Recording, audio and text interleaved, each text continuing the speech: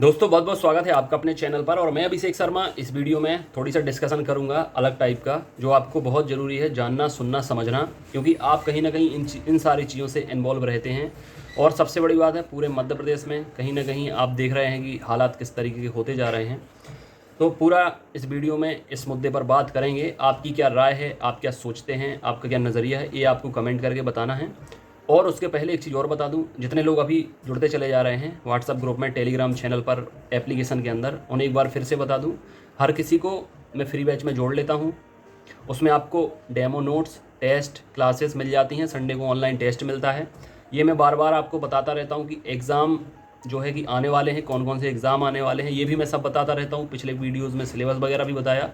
अब आने वाले वीडियोज़ में मैं एक एक एग्ज़ाम का आपको पूरा एनालिसिस करके बताऊंगा कि पिछली बार जो पेपर हुआ था उसका लेवल क्या रहा, क्वेश्चन कहाँ से आए थे, कट ऑफ कितना गया, इस बार एक्सपेक्टेड पेपर कैसा हो सकता है, क्वेश्चन कैसे हो सकते हैं। ये हम एक सीरीज़ चलाएंगे हर एक एग्ज़ाम की, जिससे आपको काफ़ी सहूलियत होगी जितने नए एस्पिरेंट्स हैं।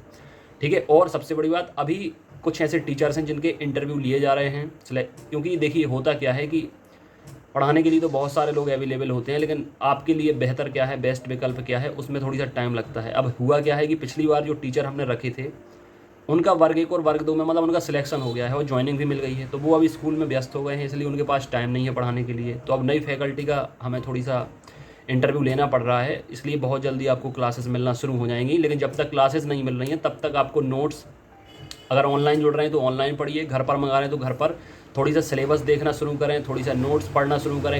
एकाग्रता आएगी तब आपको चीज़ें याद भी हो पाएंगी।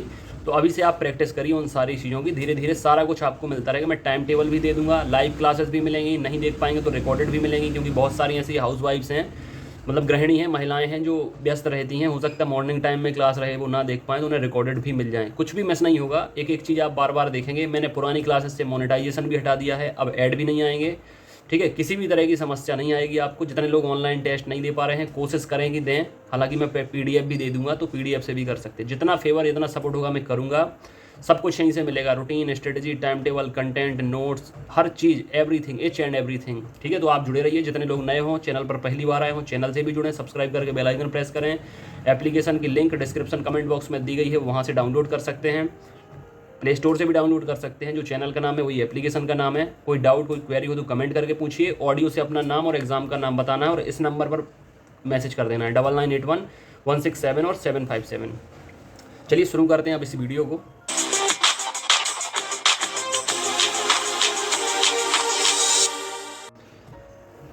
तो फ्रेंड्स, सबसे पहले देखिए, मैं चाहता हूं कि देखो, जितने लोग भी मुझसे जुड़े हैं, जितने भी फ्रेंड्स मुझसे जुड़े हैं, जितने लोग भी इस चैनल रूपी परिवार का हिस्सा हैं, मैं चाहता हूं कि मेरे बारे में आपको हर एक चीज़ पता हो। और जितने लोग मुझसे सालों से जुड़े हैं व्हाट्सएप पर, मेरे स्टेटस पर मैं अपने बारे में एक एक चीज़ डालता रहता हूं। तो भले ही हमारी 1 बात हो पाए, चैट हो पाए, ना हो पाए, लेकिन मेरे स्टेटस के जरिए हर कोई मुझे जानता है कि मैं किस तरीके का इंसान हूँ, मेरा व्यक्तित्व किस तरीके का है, किस तरीके की मेरी थिंकिंग है। तो अब देखिए, मैं आपको सब साफ साफ बता दूंगा। हालांकि इतना कोई बताता नहीं, मैं आपको बता दूंगा। देखिए, इतनी सारी पॉलिटिकल पार्टीज़ हैं पूरे देश के अंदर, मेरा फेवर मोस्टली बीजेपी को रहता है। मैं पर्टिकुलर में किसी पार्टी को ज्वाइन नहीं कर रखा है, लेकिन मेरा फेवर बीजेपी को रहता है। लेकिन पिछले कुछ दिनों से, या कह सकते हैं पिछले कुछ महीनों से, चाहे वो केंद्र सरकार हो और राज्य सरकार से, तो मैं बहुत पहले से खफा हूँ। मैं आपको बताऊँ कि अभी जो लास्ट इलेक्शन हुए थे विधानसभा के, मैंने पहली बार बीजेपी को वोट नहीं दिया था। मैं आपको लिटरली बता रहा हूँ, क्योंकि मैं नहीं चाहता था कि बीजेपी में अब हमारे मामा जी आएँ।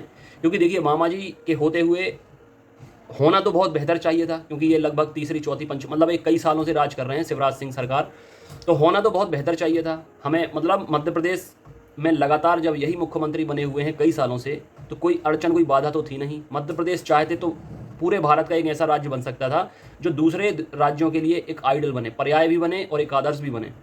लेकिन बदकिस्मती से ऐसा नहीं हुआ, और देखने को ये मिल रहा है कि मध्य प्रदेश दिनों दिन नंबर 1 पर आ रहा है। किन चीज़ों में? निगेटिव चीज़ों में, गलत चीज़ों में, क्राइम हो, रेप हो, चोरी डकैती, बदमाशी, ठीक है, इस तरीके की चीज़ों में नंबर बना रहा है। अच्छा, हुआ क्या है कि अभी आप देख रहे हैं, अभी नया घोटाला उजागर हुआ है।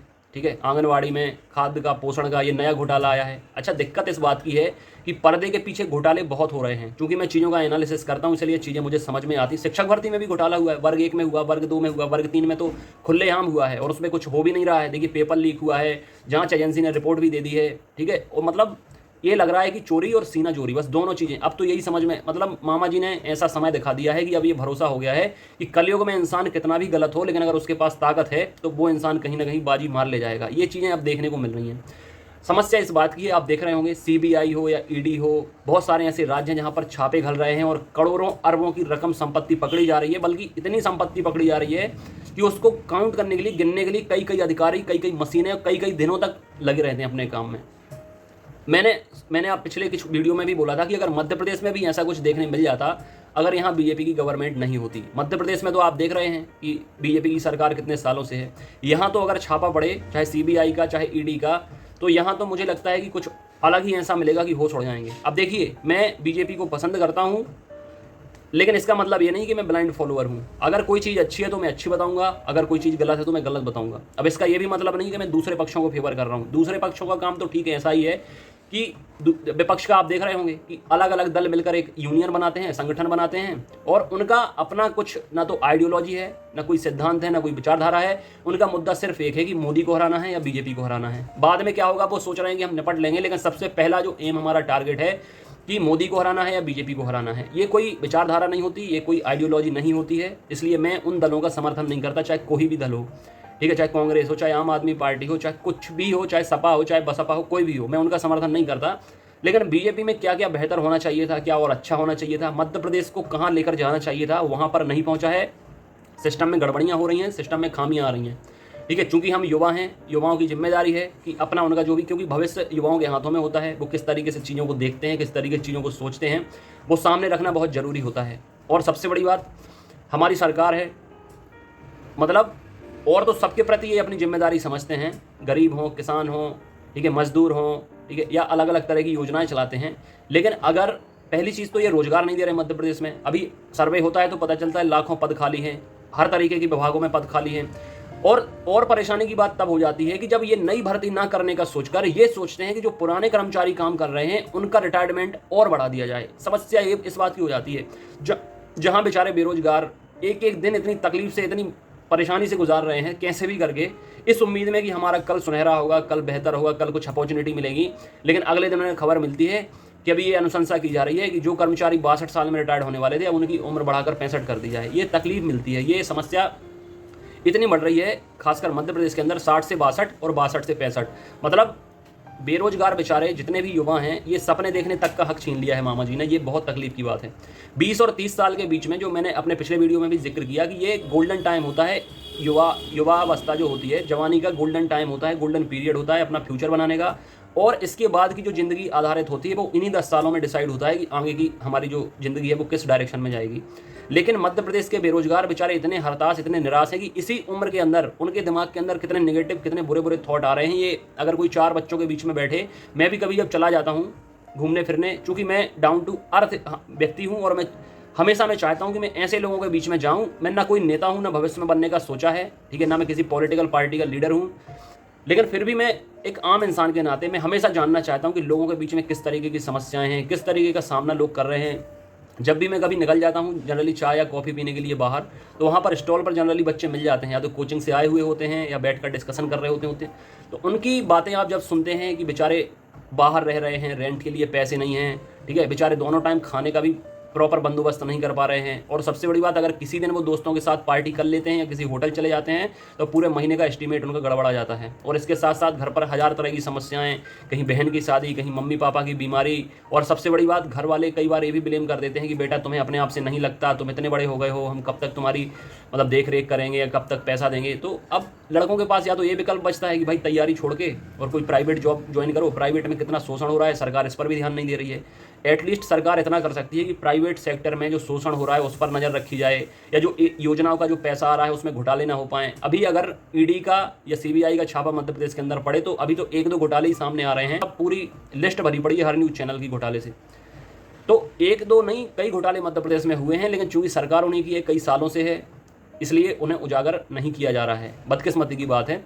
इसलिए कहीं ना कहीं सरकार को ये जिम्मेदारी लेनी चाहिए, युवाओं को बेरोजगारी भत्ता देना चाहिए कम से कम। जब तक अगर जॉब नहीं दे सकते, अगर हर युवा को आप सरकारी नौकरी नहीं दे सकते, लाखों की हज़ारों की सैलरी नहीं दे सकते, तो एटलीस्ट उन्हें 2-3 हज़ार रुपये कम से कम भत्ता तो दो यार, कि उनका गुजर बसर चल सके, वो फैमिली पर डिपेंड न रहें या उन्हें कोचिंग के लिए या फॉर्म भरने के लिए पैसे ना मंगाने पड़ें। आपके अधिकारी, आपके कर्मचारी इतनी रिश्वत ले रहे हैं, इतना घोटाला कर रहे हैं, अगर आप बेरोजगारी भत्ता भी नहीं दे सकते तो कम से कम इतना तो कर दो यार कि जितने फॉर्म फीस होती है उन्हें सबको माफ़ कर दो। जितने भी बच्चे फॉर्म भरना चाहते हैं, किसी भी कैटेगरी के हों, general, SC ST OBC EWS, किसी भी कैटेगरी के हों, आप ये अनाउंसमेंट कर सकते हैं अपनी किसी भी कॉन्फ्रेंस में कि आने वाली जितनी भी भर्तियां हैं इन सब के एग्जाम फॉर्म की फीस किसी को नहीं लगेगी। लेकिन समस्या इस बात की है ना कि बेरोजगारों में तो आपको लालच दिखता है। आप कोई भी भर्ती परीक्षा निकालते हो, उसके पीछे मकसद ये होता है कि आप करोड़ों अरबों रुपए बेरोजगारों से कमा लो। कहने के लिए बेचारे भांजे भांजी हैं, लेकिन आपने उनका खूब शोषण किया है और उनको चूस के बिल्कुल फेंकने की कंडीशन हो गई है। ये हालत आपने करके रख दी है। आपको कम से कम जो बगल का हमारा उत्तर प्रदेश है, दूसरा राज्य, उससे भी कुछ सीख लेनी चाहिए। योगी जी को कोई कुछ बताने या सलाह देने की जरूरत नहीं पड़ती। उनके अंतर मन से ही ये भाव जग जाते हैं कि स्टूडेंट के लिए क्या करना चाहिए। एक दिन में एग्जाम करा देते हैं, ऑफलाइन एग्जाम करा देते हैं, और सबसे अच्छी बात यह है कि बसेस फ्री कर देते हैं, वो ट्रांसपोर्ट बिल्कुल फ्री कर देते हैं जिस दिन एग्जाम होता है। किसी को कहीं से आना है, कहीं से जाना है, ये बहुत बड़ी समस्या है। आर्थिक कितना टूट चुके हैं स्टूडेंट, ये आपको समझना चाहिए। ये वीडियो उम्मीद करता हूँ किसी ना किसी के माध्यम से आप तक पहुँचे, आपके अधिकारियों तक पहुँचे। चीज़ों को समझो भाई कि ज़मीनी स्तर पर लोग कितना परेशान है, स्टूडेंट कितना परेशान है। आपके लिए कोई नई बात नहीं कि मध्य प्रदेश में लोग मर रहे हैं, बेरोजगारी से मर रहे हैं, तंगी से मर रहे हैं, लेकिन यहाँ बहुत तकलीफ होती है जब कोई तैयारी करने वाला एक बच्चा सुसाइड करता है। ये समस्या, ये सोच आती है, ये थॉट आता है कि कितना मजबूर हो गया होगा वो इंसान कि उसको बचाने वाला सिस्टम में कोई नहीं रहा, और उसको आखिर में जाके जब उसके सपने टूट गए, जब उसकी उम्मीदें टूट गई, तो आखिर में उसको ये स्टेप लेना पड़ा। एक व्यक्ति की हालत अगर आप समझ जाएंगे तो पूरा सिस्टम आपको समझ में आ जाएगा। लेकिन बदकिस्मत ये है कि आप समझ नहीं रहे हैं, ध्यान कहीं और है, ध्यान आने वाले चुनाव पर है, ध्यान ज़्यादा से ज़्यादा सीटें बटोरने पर है।